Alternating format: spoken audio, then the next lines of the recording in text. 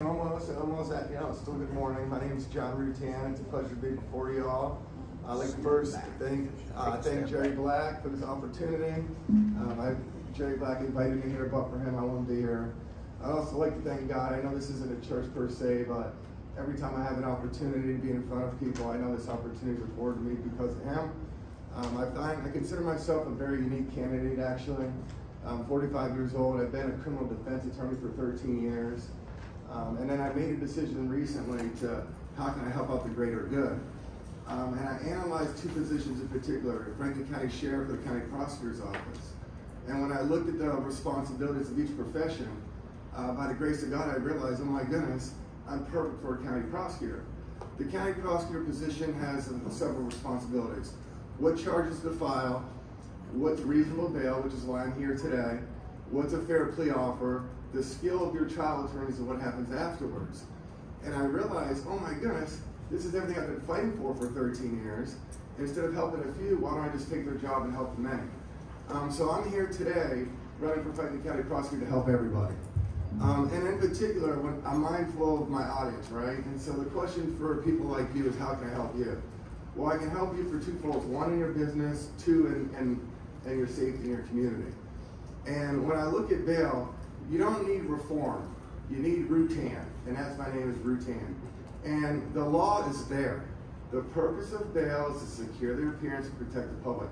All this other stuff is hogwash. All you really need is the right person in there, like me, to do what's fair. And the reason why bail is extremely important to me is because as a defense attorney, guess what happens a lot of times? I can't afford you right now. Let me bail out. 4 months later, hey, John, can I hire you? Guess what that does, ladies and gentlemen? It delays the judicial system. So that's why reasonable bail is appropriate. It's also necessary because there is a presumption of innocence. I actually believe in that. I believe in consequences once you're found guilty, but there is a presumption of innocence. And the purpose is to secure their appearance and protect the public. And when you give somebody reasonable bail, guess what that does? Number one, it doesn't punish them preemptively. It doesn't drain their savings. It gives them an opportunity to hire the lawyer they want. And that's important because from your standpoint, it secures their appearance because now they have an advocate they can trust. They have somebody that they can work on. And as a county prosecutor like me, people are going to be less likely to flee because I'm going to have measurable justice. So people aren't going to be concerned about, oh my God, is my life over? They're going to get what's deserved under the law. So there's a lot of ways I can help with bail. My favorite that he mentioned too is surrender. I think that's probably a big concern for you. How quick's the prosecutor's trigger finger, right? Oh my God, they missed a day. I'm like him. What's reasonable? As long as you're showing the efforts and you're trying to secure the guy, that's all I care about. If you aren't doing anything, that's a different story. I'm not going to be a quick shooter. But again, the most important thing for a guy like me, and the reason why I'm going to be a sound prosecutor is because I listen to you all. And that's one of the reasons why I also came here is because I think it'd be important to hear your perspective. What do you guys find appropriate for what particular crimes? Too often as a defense attorney, I see somebody get $0, the next person get $5,000. That doesn't make any sense. So my job is going to be to distribute it evenly. If you get this crime, this is what you can expect. And then you have aggravating or mitigating factors based upon ties, based upon history, based upon character. So bail is a wonderful process. I love it. I think I'm going to be a breath of fresh air for this profession. You don't need reform, honestly, you just need me in there. And with me in there and your help and your insight, I'm going to do what's appropriate.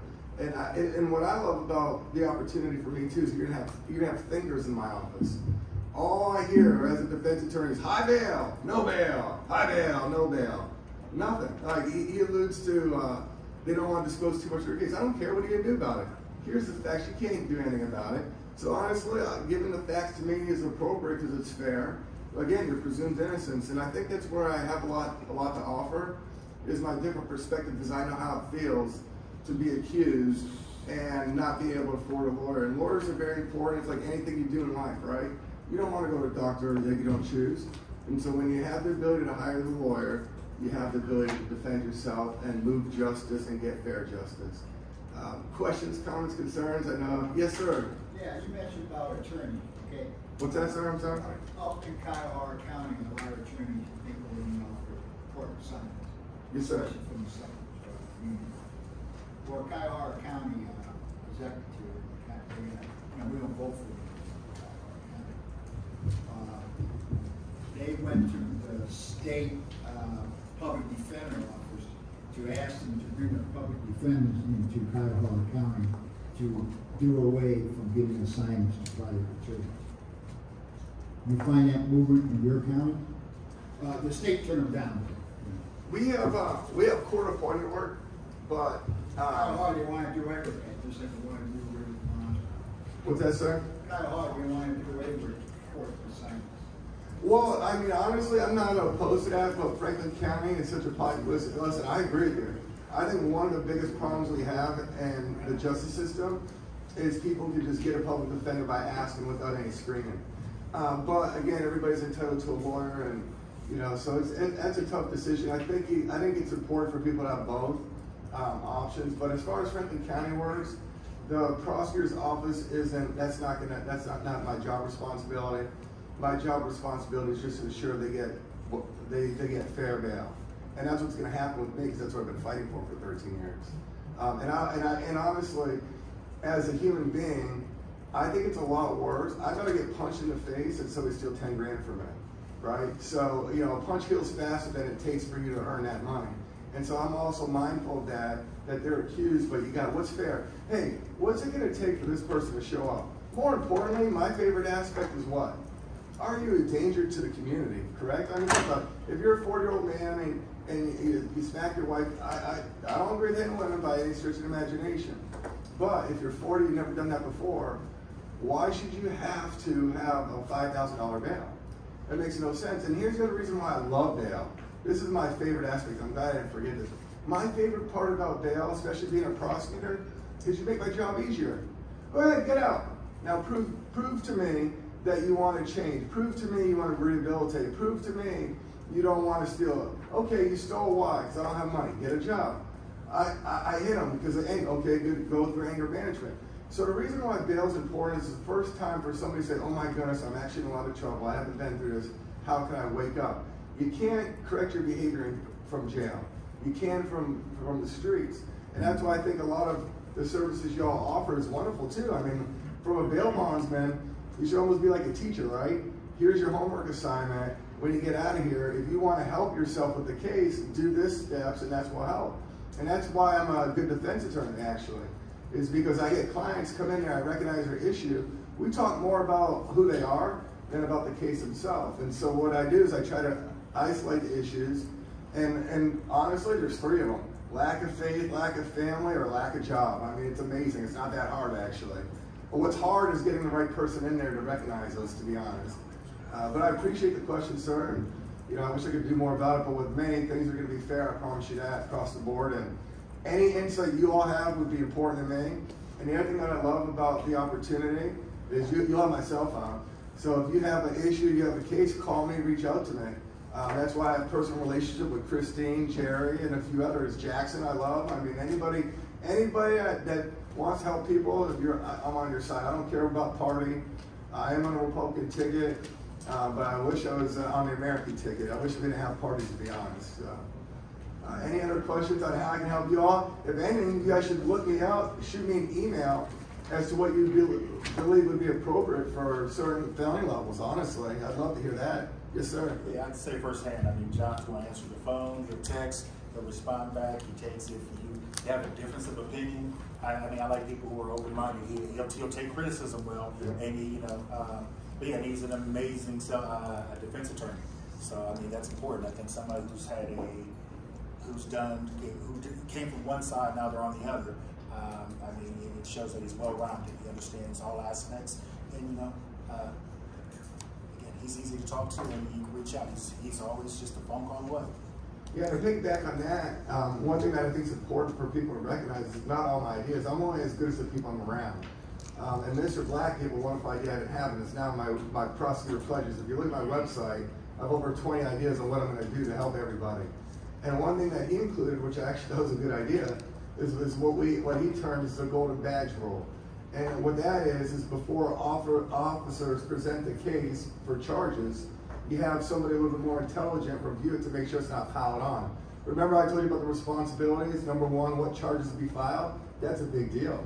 And that's where you got headed off because, and here's the truth, and this is what bothers me, this is why I'm taking their job, is they overcharge on purpose.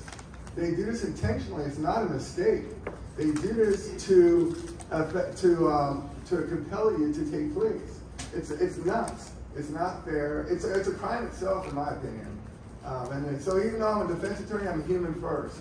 So I'm actually here to help everyone, and I can actually help everybody from the police to the prosecutors to the public to the bail bondsmen to the victims to the defendants. I mean, it's an amazing feat. God bless me. I really have been very, very, very fortunate because I didn't even know about this opportunity, and that's when you know it's good. Just real short, my mom told me a long time ago, if you talk to God, he gives you 3 answers. Yes, not yet, or I have a different plan. And I think this is a different plan for me because I can help everybody, and with your help as well, we can change the dynamics of our country. It starts with the county, but what we can do here, in my opinion, could have a trickle effect throughout Ohio, and then Ohio throughout the country. So it's actually a pretty big deal, and I don't fundraise, so if you like me, please pass my name around. That's how it's going to work, and thank you all for your time. Anything else? Well, we have a question. Oh, please, ask as many as you like. Yeah, give me your phone. Yes, sir. So that I can hear. Okay, this would be for both gentlemen. It's more of a concern of what is going on, and I'm sure the bail agents can attest to this. The side that on bail reform, their biggest talking point is that the defendants are languishing in jail too long, and that the defendants don't have the right to bail because of payment. My name is Mary Smith, by the way. I'm the past president of this lovely association. But the question has, or the concern has come up, and I'll give you an example. We post a bond on Friday morning, and the bond is it's a very good bond, family signed, everything's good. He posts the bond. They don't get out till Monday or Tuesday, awaiting an ankle bracelet monitoring that is given to them from pretrial services. Our concern, and the wonderful law that we just put in with Justice Cedar, says that it should be the least restrictive amount of bail. We are the least restrictive. They don't have to wear a monitor with us. We post their bond, they can go back to work, but they can't get out once the bond is posted because the judges and the prosecutors and the courts and pretrial services have advocated for these ankle bracelets. There are not enough.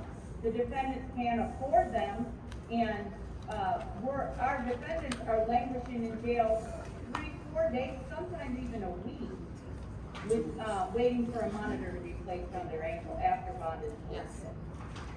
And so that's a concern. I wondered if either one of you would be willing to address that today, or maybe consider addressing that at a later time. Absolutely. Yep. So we don't have that problem really in Hancock County. I mean, we use ankle monitoring some, but not a ton. Probably the bigger issue on that is occasionally that would happen if we haven't got conditions set in a serious case. So if we have, I'm thinking type of, a child rape case, a murder case, something like that. So in those scenarios, it's really important to have that hearing to make sure we've set conditions. But generally, like the topic you're saying of someone that made a $25,000 bond on, say, like on an F2, that's usually not a problem in Hancock County. I'm sure I can certainly understand what you're saying. Like I said, we don't use EM a lot. We use it occasionally, but not a ton. But I do understand what you're saying as a potential problem. I have to echo his sentiment as well. We don't have that problem in Franklin County that I'm aware of. If we did, I'd be amenable to listening. And I think, again, that's what I have to offer is at the first hearing, it's going to be a reasonable and appropriate bail, so that shouldn't be an issue. Like I hear $25,000 bail, which is $2,500 to get out. It's not that serious. Why do you need an ankle monitor, right? Ankle monitor for me are the most dangerous people. And the most dangerous people are also going to have a higher bail, right? So, in my opinion, if they have to wait a week or two, so be it, right? I mean, cases last 6 months to a year. But to address one issue that you did talk about, which I really like, is why people are in there too long. And again, that goes towards the strength and weakness of the case. So as a defense attorney, we actually get two opportunities at bail. We get an opportunity at the arraignment, which is we're usually typically higher because, as this prosecutor alluded to, you don't want to necessarily disclose everything, and more importantly, you don't want to make an arraignment a trial, or arraignments are going to last forever because you get 100 at a time. But after you get the evidence, then you have an opportunity to file a modification for bail. And again, I'm going to have thinkers in my office. So if I love lie detector tests, so if a defense attorney, when I'm going to make a mortgage do their job, gets the evidence, files a modification, we're going to have thinkers, and they're going to say, you know what, maybe it's not as bad as we thought, maybe this, maybe that. So modifications, again, I'm not going to have people that just say objection, objection, objection. If they say objection, it's going to be because here's the reasons why. Thank you for the question.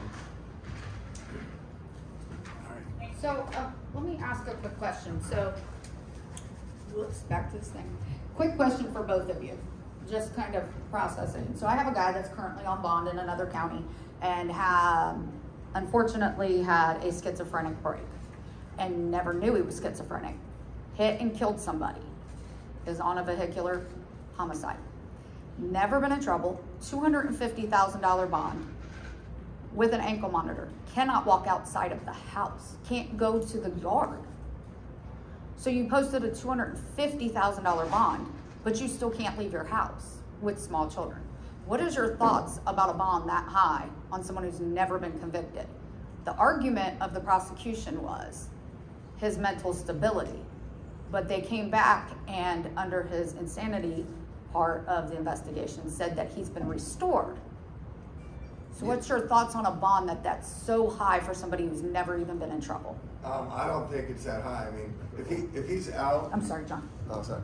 On a case like that, that doesn't sound that ridiculous to me because what I heard, just correct me if I'm wrong, is he had a pending felony, he got out, and then he killed somebody. No, listen. No, he wasn't he's never had an issue until this accident. It was a car accident, yeah. If it's his first offense and that's a different story and mental health issues, yeah, that's an interesting issue, but yeah, no, I mean, that's a tough call to not know more about it. But from a prosecutor's standpoint, my red flag is, what do I tell you? Secure the appearance, protect the public, right? Secure the appearance doesn't seem to be a big issue, but I see a high, protect the public. Because if you're claiming insanity now, how do we know? I don't know. So I'm about the people. And if somebody kills somebody and they're claiming they're crazy, well then maybe we got to figure it out. So I don't know. I mean, it's a tough call about bail. But, you know, that's a really good point though, John. That's the other end of it. Like you're saying, like secure the people, but protect the public. Yeah, protect the public. Like that does make more sense to me. Unfortunately, your issue is you jumped in right into the most serious or one of the more serious I'm sorry. offenses that you could do, and so those are tough things that prosecutors and judges really wrestle with, and what is appropriate. And now you have a constitutional duty to protect the public, and does this person have, maybe he's been restored to competency and that sort of thing now, and so maybe that changes to a degree, and maybe you could change some of the conditions once he's been restored to competency and loosen up some of those things. That's certainly possible.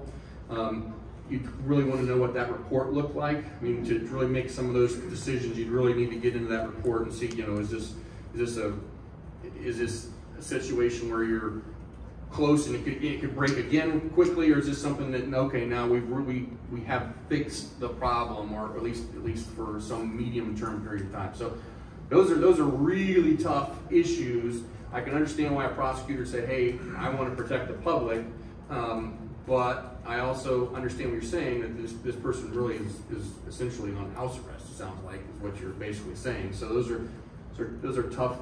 Those are tough calls that prosecutors and judges and all of us on that part of the system have to make really tough calls sometimes. That's why I asked, because we look at it from our client's point of view, but when you say we have to protect the public, yeah, that is absolutely a very valid statement. So that's why I asked the question. So. And I think there's a difference between alcohol and craziness, right? Because alcohol put on a scram brakes that don't drink. Craziness, you don't know how it's going to stop. So, again, it's causation and. Right. Thank you, gentlemen. Thank you very much for joining us. I love you guys. Thank you very much.